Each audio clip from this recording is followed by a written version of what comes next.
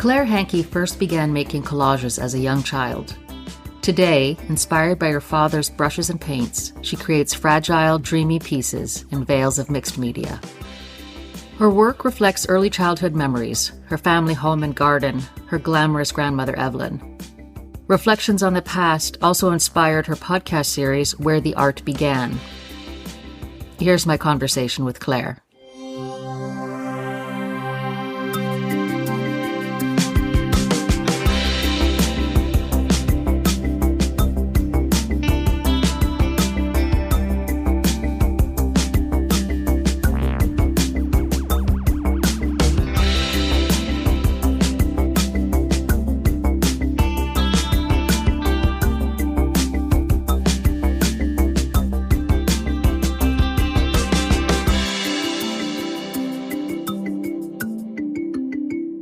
I'm really looking forward to this. Yeah, I thought, why not? You know, I've been through phases in my life where I've said no to things. But actually, I think, why don't we say yes? Because one thing I've noticed about your Instagram now, I follow you, I love everything you post. You've definitely got an aesthetic, haven't you? And it really resonates with me. There's something about those images that you select and you curate in your stories. They're beautiful. It is extremely generous of you because mostly I don't know what I'm doing. So it's a gut thing. Yeah, you see it, you like it, and you share it. Well, so among the things I like, I found you, and your work is beautiful. Thank you. Well, I love how you share elements of your process as well. So I think that sight into the work that you do and how you do it, it just gives so much to our understanding or our appreciation or our reaction to the pieces that you share. And I think it's a brave thing to do because, first of all, a lot of people won't even share or feel comfortable sharing what they've done. But if you even share the process towards what you're doing, I think that gives a lot of, I think that means a lot in terms of what you're willing to show, that openness. Yes. Yeah, and I actually quite enjoy sharing that. I mean, I don't share everything, but if I'm in the mood, I'll put the camera on above me. I don't actually share my face a lot, but I don't feel I need to because I've got it positioned quite clearly over where I work, particularly for my collage work. And if I'm in the mood, I'll just put it on. And it's interesting, you're right, because I've had a lot of people say to me that they're fascinated by how the work is made. And yeah, I think why not share it? I suppose. Why hide it? It's part of the story of the work, I suppose.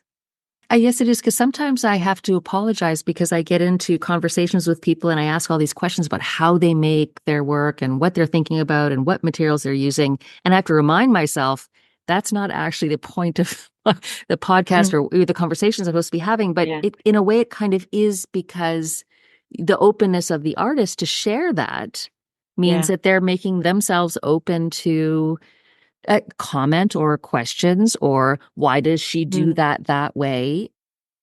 So if I take a step back, I would ask you about the art that you make and this combination of painting and collage and how you came to be making art like that. Interestingly, I have always been collaging in a way. From a very young age, have been a collector, like a gatherer, really, of things. And I've got lots of scrapbooks. Something that I wanted to share with you is a teacher that I was lucky to have in my last year of primary school. She was called Miss Gilbert, and I just thought she was wonderful because she introduced this whole idea of kind of projects and collages, scrapbooking, I suppose, collecting things. And from a very young age, I would do this, wildflowers. I did all kinds of projects. So I suppose the collaging that I've started to do in the last couple of years feels quite natural to me because that's how I created as a child, really. So cutting and pasting and drawing, that's what I was doing, and writing actually as well, stories. But the collaging is an amazing thing for me personally, because I am now exploring mixing photography, the vintage books that I've collected and that I've saved from my late father. He had lots of books, and I was given a lot of his art books actually as well. So I use those precious papers. I've also got letters and all kinds of things that I can use and combine with my acrylic abstract paintings.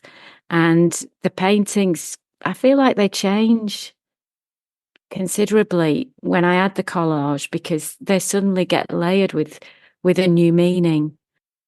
I think the picture that you saw of mine that you liked, I think it was quite a fragile a photograph that I'd taken, which I'd actually drawn on top of as well to alter it. So it was a fragment of a plant form, which was a wild plant, which I'd printed onto tissue paper, layered within the layers of acrylic paint, drawn on top of. And then I kind of left the work for a while, came back to it, and then I applied some oil and cold wax, which is another medium that I've been using, to veil over the top of it. So yeah, the collage is just wonderful. I wouldn't be without it now in my practice. I think, has that answered your question, Sarah? I'm just trying to think what your question was now. I've gone off on a collage path. That was perfect. And actually, this is one of those moments when it's unfortunate that people can't see you, because you were kind of looking off into middle distance and you went into a different place. It's quite lovely as you're explaining the work that you do. I love it. It's very calming as well, collaging, I find. And I quite like working small. It feels precious with the collages. I have started to go a bit bigger, but that's the next stage, I think. That's a whole new challenge, but I look forward to it. So when you started, was it painting and then you brought in different mediums? Yes. Okay.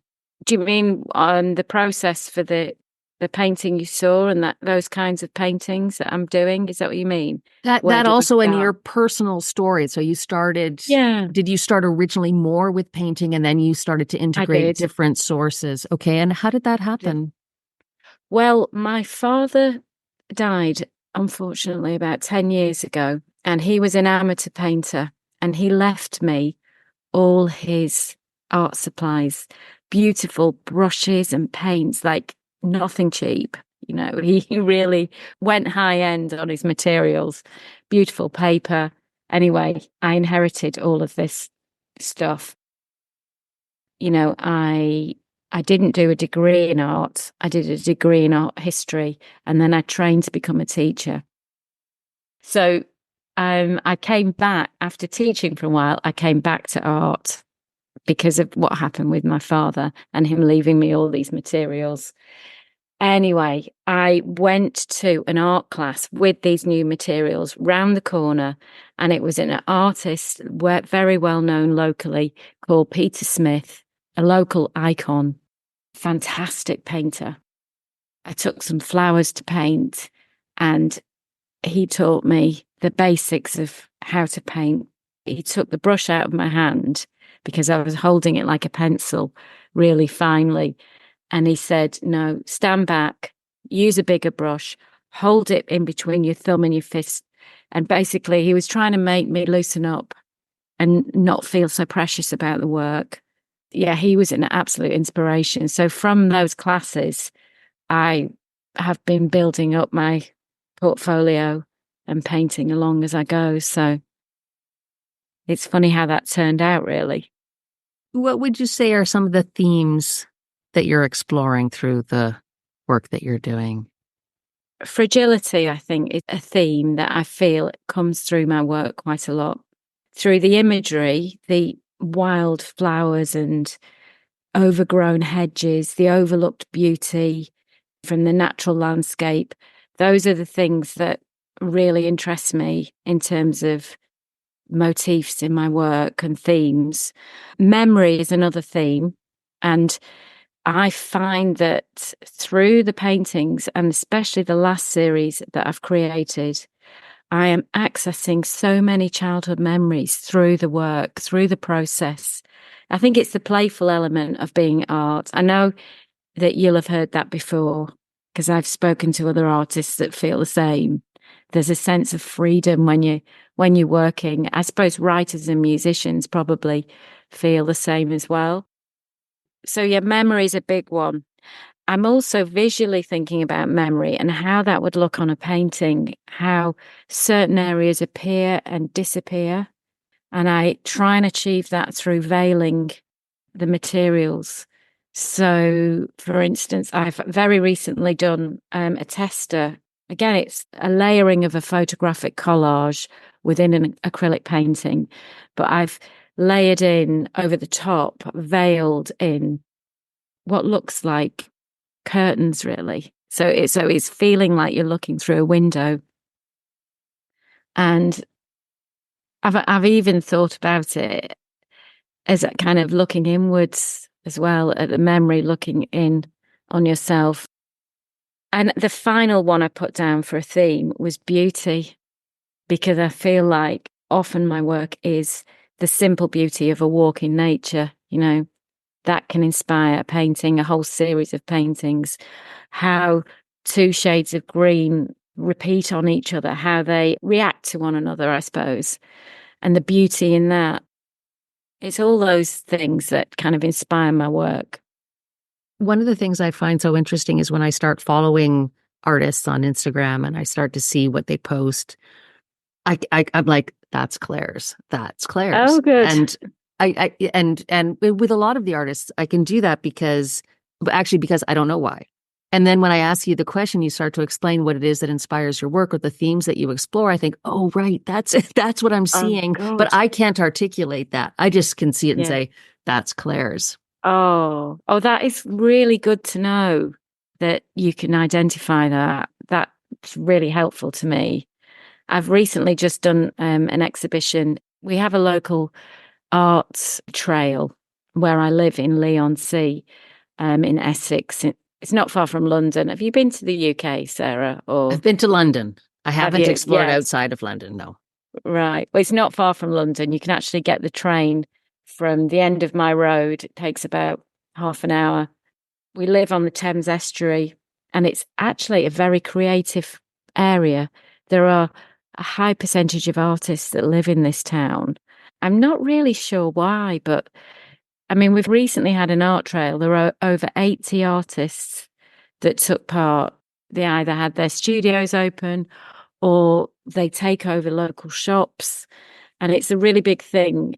So I just took part in that. And the best thing about it is speaking to people and seeing how they react and connect to the work. That's more important than whether they sell.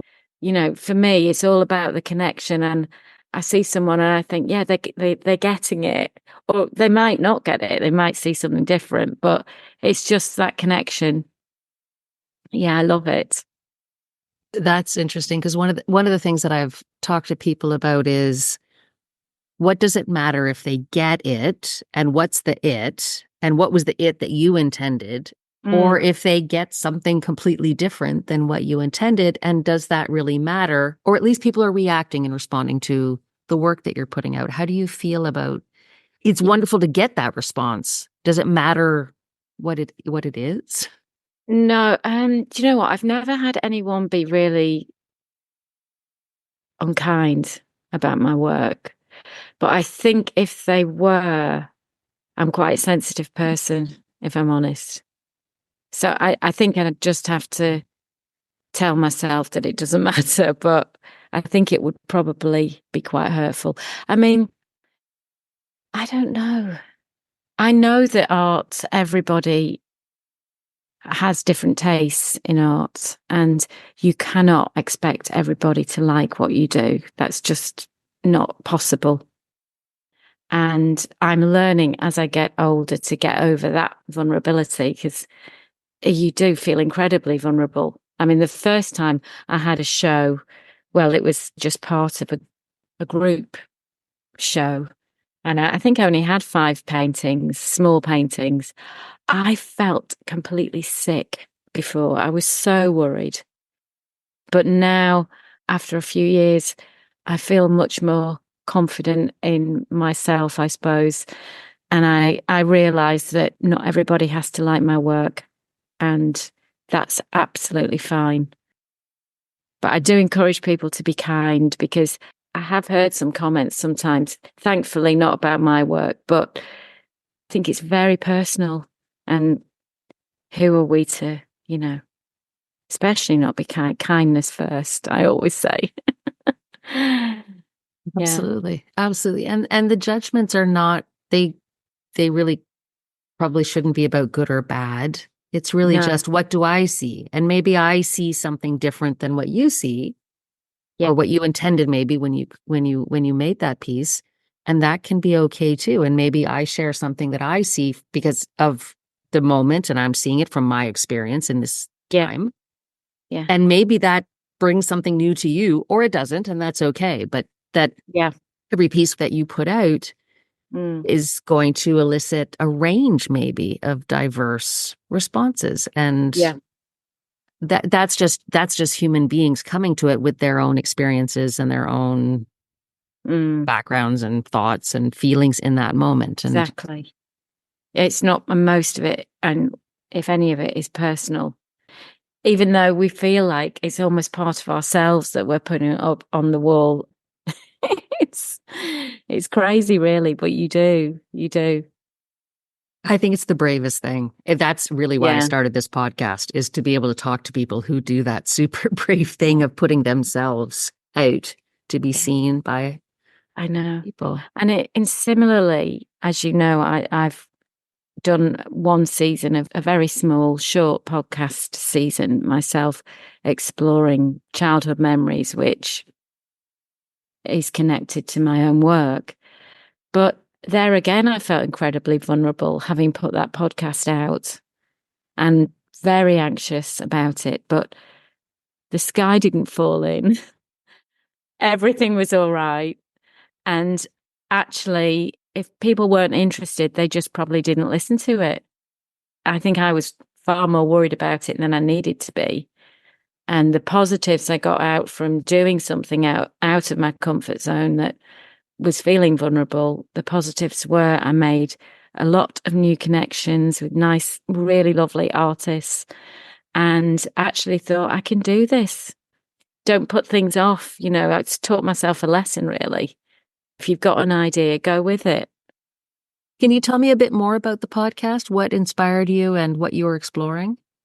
Yes. So when I had finished my recent body of work, and I'd looked at all the paintings, I did this thing where I got all my paintings out in our conservatory and just put them all side by side, and just took some time to take them in and see them together as a group.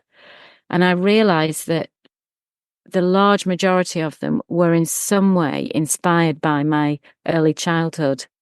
It's things like I did a painting purely inspired by memories of my grandma, and she was called Evelyne. She was a finisher. She wasn't, I often say she's a seamstress, but my mum says she wasn't a seamstress. She was a finisher.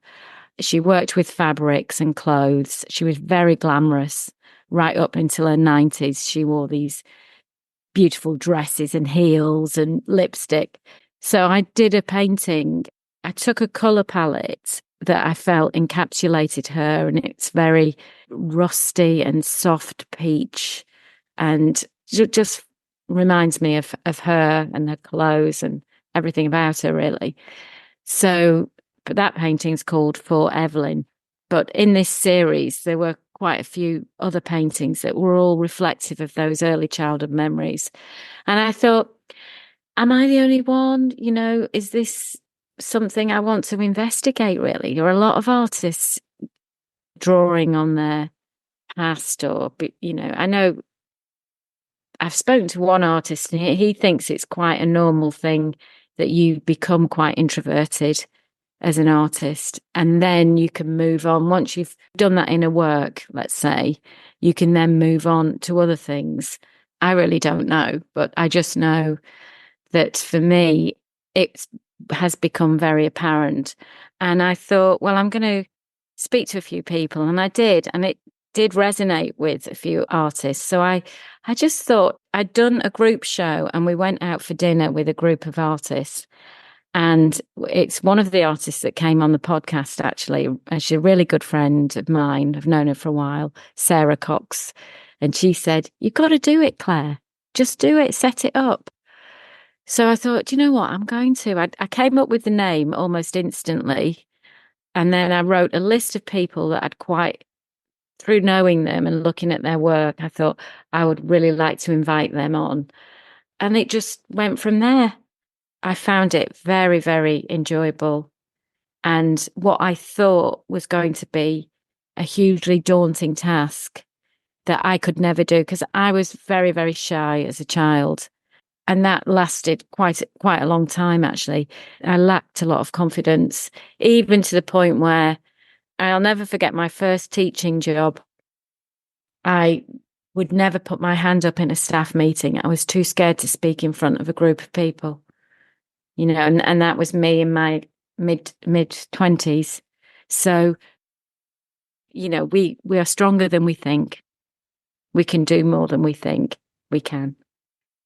Yeah. Absolutely. So I would wonder, from those conversations that you've had so far in your podcast, how has that informed your work, do you think? Or do you see how maybe some of those conversations, have you taken things from that might have affected, inspired, or somehow changed the way you work? That's a really interesting question. I haven't thought of that. I didn't send that one to you, so I'm sorry. No. I just thought of it now. No, that's fine. I tell you what, it did make me think, not so much my own work, but I should just explain, because this is relevant to what I'm going to say.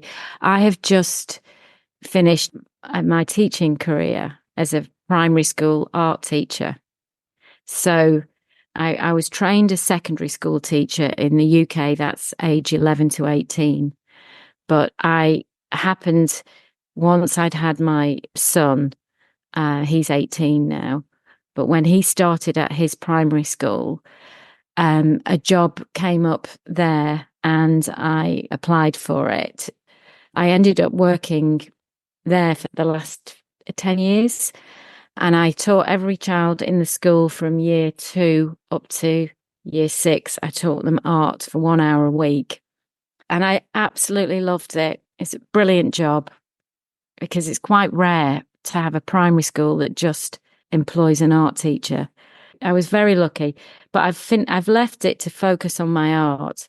But what those conversations did teach me is the importance of how we speak to children and young people and adults about their art. Because a couple of the artists that I interviewed, one in particular, she actually was so devastated by a comment that an art teacher made to her that she didn't paint for 10 years. And I think we have to be so, so careful how we talk to children in those years about the work that they do. On the flip side, there's a very interesting conversation I had with an artist called Gareth Edwards. And I'm sure he won't mind me sharing it, but he was very much left to his own devices as a child. His mum was working and his dad had left the home, the family home. And he was kind of babysat, looked after by a young girl. Well, I think she was in her teens. She must have been a teenager. And she taught him how to draw and inspired him and got him started in art. And he's never forgotten about her. So, the podcast has really made me think about that. And it certainly did. Those last 6 months of teaching, it really did make me think and make me check everything I do. I must always be encouraging. Well, I think I hope to think that I was anyway, but it's so important. It's so important. In terms of my work, I don't know if the podcast has fed into that yet. I'm definitely going to do series 2, and I would like to record it in some other way, my findings, really. whether I do a dissertation at some point or there's room for research, more research there. So when you say dissertation, do you mean that you would write? Because you said earlier that you're interested in writing, you Yeah. enjoy writing. Okay. Yeah. Yeah, I wouldn't rule it out, maybe writing again. I'm actually thinking as well about doing more blogs. That could be something that I could record some of the conversations and findings as well. I find that interesting. So I come from a background of education, so that's what I do in my day job. And so Right. how people express things through visual imagery, through writing. And I know that for myself, I know learning styles is not a thing anymore, but I do know for myself that I can access things easier through words, less comfortable often with like visual images. And so I'm not always sure if that's just because I have to be more instinctual with the visual stuff and I feel more comfortable with writing. But I love the idea that artists can express their work in different forms because it can give us access. So sometimes I might read something by you and then I go to look at your work and it gives me this additional perspective or other way of thinking about what I'm looking at. So I love that I see idea. what you mean. Yeah. Yeah. And also, I did a couple of paintings last year that I called the Garden Poems series because I kind of likened them to poetry in terms of arrangement of poems, arrangement of words. I was thinking of the forms and shapes, and they were also very poetic in their composition. And I mean, I'd love to write poetry someday. A poignant moment for me during our conversation was when Claire spoke about the importance of how we talk to people, children, young people, adults, about their art.